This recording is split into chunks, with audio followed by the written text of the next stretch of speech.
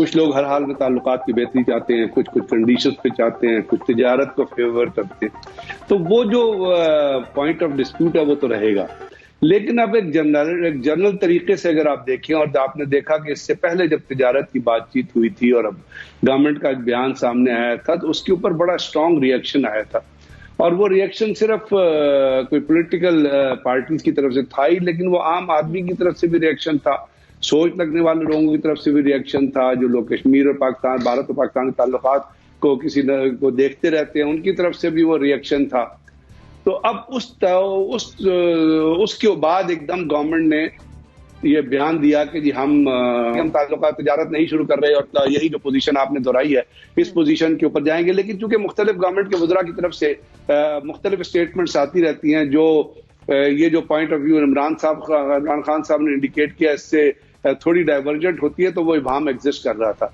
लेकिन अभी इसमें सिर्फ और सिर्फ जो बहाली है जिसकी तरफ आप इशारा कर रही हैं, जिस तरफ इमरान खान साहब ने इशारा किया है, पाकिस्तान और भारत के ताल्लुकात के हवाले से सिर्फ वो बहाली ही एक पॉइंट ऑफ डिस्प्यूट नहीं है। जो स्ट्रेटेजिक ऑब्जेक्टिव्स होते हैं किसी भी फॉरेन पॉलिसी के, किसी भी मुल्क की फॉरेन पॉलिसी के, वो बड़े क्लियर कट होते हैं और उनमें अभाम या एम्बिग्विटी या कंफ्यूजन का तो सवाल ही पैदा नहीं होता।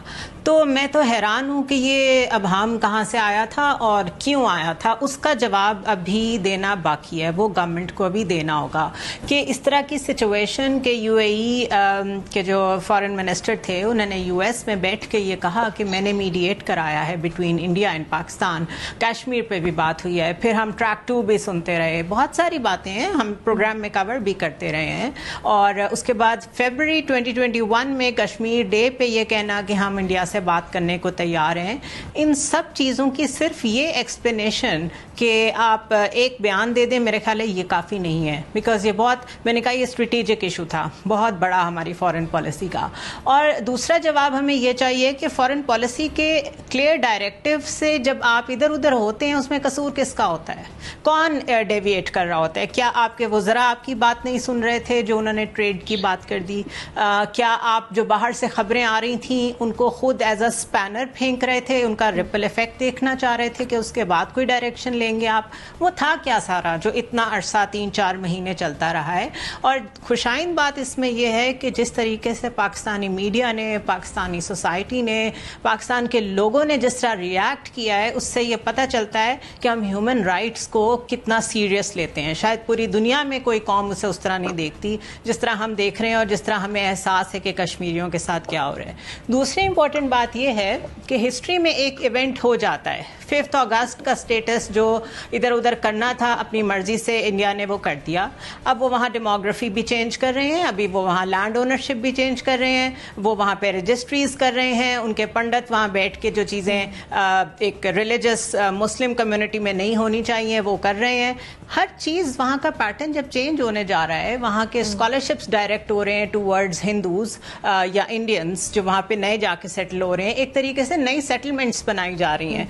तो क्या सिर्फ ये बयान काफ़ी है या आपकी जो फॉरेन ऑफिस की डायरेक्शन है वो एक्टिवली यूनाइटेड नेशंस या बाकी फोरम्स पे जाके उसको रुकवाने पे उसका फोकस होना चाहिए था? बिकॉज एक वाकया हो गया, अब आप 3 साल क्या उस पर सिर्फ बोलते रहेंगे? नहीं, मैं ये कह रही हूँ कि जो डेमोग्राफी वहाँ चेंज हो रही है उसको रोकने के लिए आपने क्या किया है? क्योंकि अगर उसको आप नहीं रोकेंगे तो उसके बाद सिर्फ स्टेटस तक बात नहीं रह जाएगी, सब कुछ ही चेंज हो जाएगा अंदर का नक्शा। सो ये काफ़ी नहीं है और इससे अभाम भी कोई दूर नहीं हुआ। This is my stance. Briefings देखता हूँ दोनों तरफ और उसकी कोई ना कोई फुलझड़ी, कोई ना कोई झलकी हमें मुख्तलिफ एंकर से मिलती रहती है। उसमें भी ये बात खुल के सामने आई कि ट्रैक 2 डिप्लोमेसी चल रही है।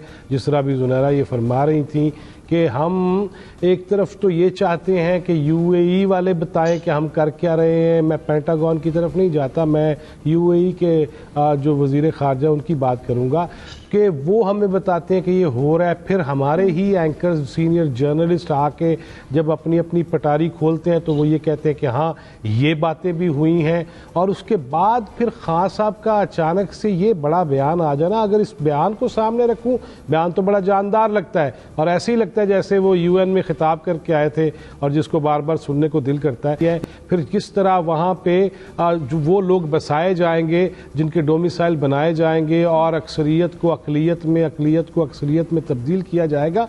अब ये कह देना कि वो हैसियत बहाल हो जाए, तो फिर इस दरमियान जो जो बयानात आते रहे, फिर हम ये कहते रहे कि हम तो सुलह चाहते हैं, हम तो मामलात चाहते हैं, हम तिजारत चाहते हैं, हम सारे ऐसे इश्यूज चाहते हैं जो कोई भी मुहज़्ज़ब कौम चाहती है। तो उसमें कश्मीर तो कहीं बहुत दूर, जैसे लाहौर से कुछ दूर है इस्लामाबाद की निस्बत, वहाँ उसी तरह मुझे काफ़ी दूर लगने लग गया था। लेकिन इशू यही है कि क्या अभी तक, और जिस तरह ब्रिगेडियर साहब ने ये फरमाया ना कि इबहाम दूर नहीं हो रहा, और मैं हैरान इस बात पे हूँ कि ना तो पार्लियामेंट के प्लेटफॉर्म से और वहाँ के ऐसे फोरम से कोई बात हो रही है, ना किसी ऐसी जगह से बात हो रही है, ना वजीर खारजा साहब इसको क्लियर बता पा रहे हैं। लेकिन दिलचस्प बात यह है कि जब वो बात कर रहे हैं 5 अगस्त की, क्या उसमें आर्टिकल 370 भी शामिल है? क्योंकि जब हम देखते हैं कि दूसरी तरफ आर्मी चीफ ने जब कुछ चंद एंकर्स के साथ बातचीत की थी, मुख्तलिफ हलकों ने बातचीत की थी,